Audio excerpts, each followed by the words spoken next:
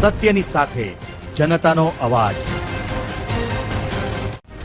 આપ જોઈ રહ્યા છો 24 ન્યૂઝ નેટવર્ક। તાજા સમાચાર, ઝડપી અપડેટ અને સચોટ માહિતી 24 ન્યૂઝ નેટવર્ક સમાચાર સૌથી પહેલા।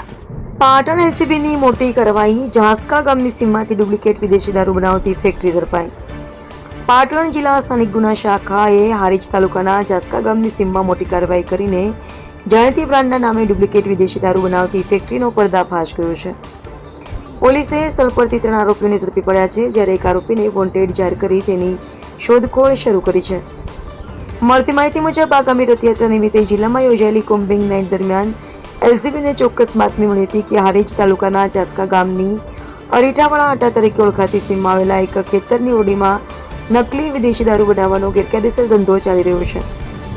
બાતમીના આધારે એલસીબીની ટીમે દરોડા પાડતા આરોપીઓ જાણીતી બ્રાન્ડ બ્લેન્ડર્સ બાઇડના નામે ડુપ્લિકેટ વિદેશી દારૂ તૈયાર કરતા રંગે હાથ ઝડપાઈ ગયા હતા।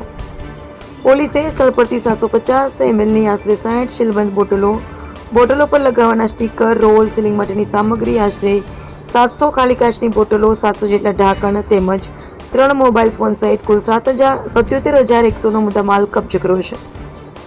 પોલીસે 3 આરોપીઓની અટકાયત કરીને તેમની સામે ગુનો નોંધી વધુ તપાસ હાથ ધરી છે। ફરાર આરોપીને ઝડપવા માટે પણ તજવીજ શરૂ કરવામાં આવી હોવાનું જાણવા મળ્યું છે। પ્રાથમિક તપાસમાં ડુપ્લિકેટ દારૂ તૈયાર કરી બજારમાં જાણીતી બ્રાન્ડના નામે વેચાણ કરવામાં આવતું હોવાની શંકા વ્યક્ત કરવામાં આવી છે।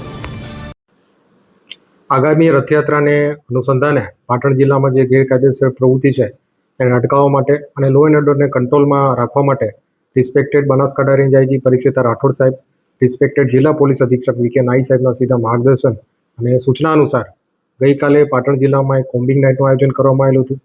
આ કોમ્બિંગ નાઇટના સંદર્ભે પાટણ એલસીબીની ટીમને એક બાતમી મળી હતી કે હારીજ પોલીસ સ્ટેશન વિસ્તારના ઝાંસકા ગામે કેટલાક વ્યક્તિઓ જે ઇન્ડિયન મેડ ફોરેન લિકર છે એને ડુપ્લિકેટ બનાવીને વેચી રહ્યા છે।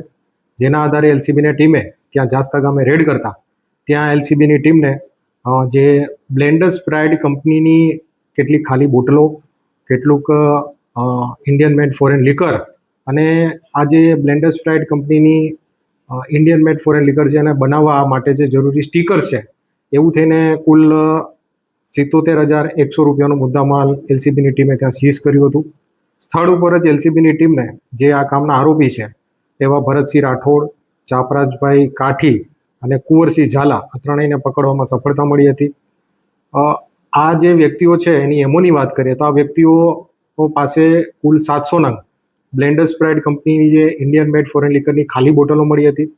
આ લોકો સસ્તી ક્વોલિટીનો જે ઇન્ડિયન મેડ ફોરેન લિકર છે એને લાવીને આ બોટલોમાં ભરીને એક પર્ટિક્યુલર કેમિકલ નાખીને એને પછી સીલ કરીને બ્લેન્ડર્સ પ્રાઇડની ઇન્ડિયન મેડ ફોરેન લિકર તરીકે વેચતા હતા એવું પ્રાથમિક તપાસ દરમિયાન જાણવા મળ્યું છે।